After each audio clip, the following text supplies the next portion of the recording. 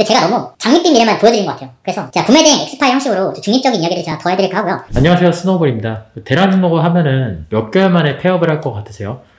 그 다음 질문에 대한 답을 스스로 해보시면은 구매대행 대량 등록에 대한 이해도가 어느 정도 있는지 그 스스로를 점검해 볼 수 있는 좋은 시간인 것 같아요. 시간을 드릴 테니까 다음 질문에 대해서 한번 고민해 보세요.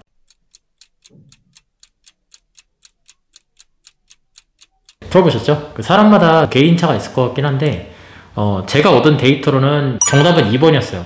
한 5개월에 하나씩은 폐업을 한다 라고 봐주시면 좋을 것 같고, 다만 여기에는 좀 편차가 좀 있어요. 몇몇 개는 제가 개업을 하자마자 폐업을 당한 것도 있었어요. 오늘은 제가 구매대행 대량등록의 현실, 폐업에 대한 이야기를 해드리고 싶어요. 그 오프라인 사업을 하시다가 잘 안 되시는 분들은 이제 폐업이란 걸 하시죠. 속칭 이제 망했다고 하죠. 그런 걸 보고. 근데 온라인도 똑같습니다. 비슷한 일이 온라인 상에서도 일어납니다. 매출이 안 나오면 폐업을 하는데, 홈택스에서 사업자 폐업 신청을 하면은 똑같이 폐업을 하는 거예요. 구매대행 중에서도 대량 등록 같은 경우는 지식재산권에 많이 노출되어 있는 상태죠. 그러다 보니까 아무래도 폐업을 할 확률이 좀 높습니다. 그래서 구매대행 하시는 분들은 폐업을 좀 하셨을 것 같은데, 이 프로젝트를 하면서 제가 폐업을 몇 개를 했는지 그 이야기를 좀 해드리고 싶어서 요거를 영상을 찍게 됐어요.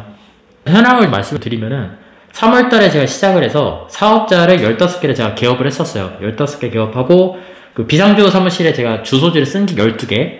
근데 공식적으로 제가 폐업한 건 3개예요. 3개. 그리고 영업정지 중인 게 2개.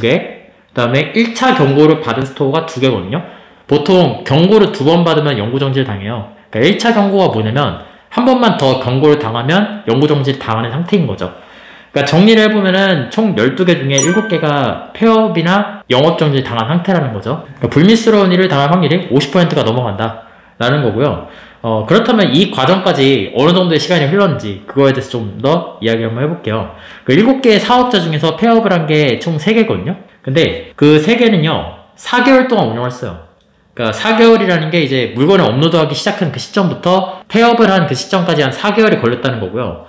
영구정지를 당해서 아예 폐업을 시키고 새로 제가 낸 상태예요. 반년도 안 갔다라고 봐주시는 게 맞고, 보통은 이제 임대하실 때 주소지를 1년 동안 하시니까 주소를 한 번쯤은 갈아야 된다라고 봐주시는 게 맞고요. 근데 이게 개인차가 있는 게 6개월 동안 그 영업된 거면 좀 긴 거 아닌가? 구매대행 치고? 뭐 이런 분도 계실 수 있잖아요. 그렇다면 이런 것도 어떤가요?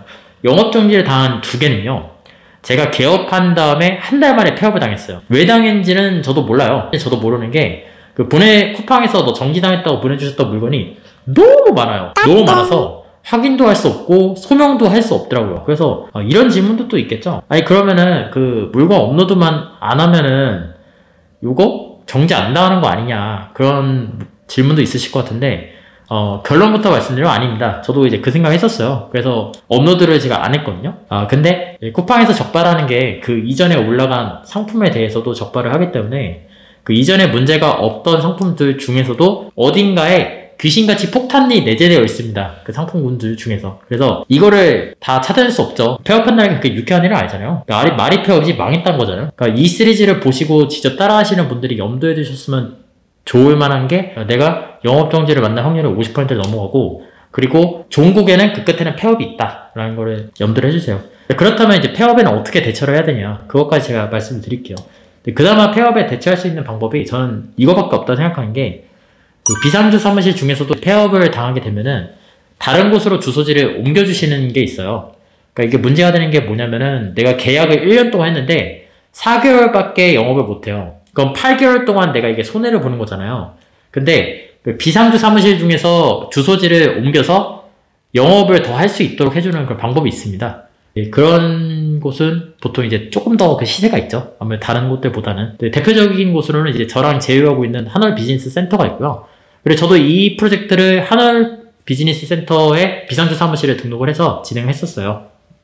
그래서 그쪽을 이용하시면은 한 번 걸려도 폐업 증명서를 이제 보내드리면은 주소지를 옮겨주셔서 사업자 등록을 이제 새로 해서 다시 영업을 할 수 있게 하는 대처 방법이 가능하니까, 만약에 이 프로젝트를 따라 하시는 분들은 이런 식으로 주소 이전 서비스가 가능한지 그 여부를 확인하셔서 진행하시는 게 전 좋다고 생각하고요. 그래서 이 시리즈를 되게 많은 분들이 재밌게 봐주고 계시더라고요. 근데 제가 너무 장밋빛 미래만 보여드리는 것 같아요. 그래서 제가 구매대행 엑스파일 형식으로 중립적인 이야기를 제가 더 해드릴까 하고요. 그리고 조만간 제가 폐업하신 분들 모셔다가 구매대행의 현실에 대한 인터뷰도 같이 진행해 볼 생각입니다. 그렇다면 이 일에 장점이 아예 없는 거냐 라고 하면 전 그건 아니라고 분명히 말씀드릴 수 있어요.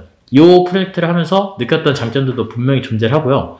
그리고 왜 그렇게 생각하는지, 실제로 제가 해봤을 때 느꼈던 어떤 특장점들이 있는지 저는 이야기할 게 너무 많습니다. 이걸 하게 되면서. 그래서 그 이야기들을 제가 영상으로 계속 한번 풀어봐 드리도록 할게요. 그래서 그게 기대되시는 분들은 구독과 좋아요 그리고 알람 설정까지 부탁드리고요. 댓글 남겨주시면 친절하게 답변을 드리도록 하겠습니다. 감사합니다. 행복한 하루 되세요.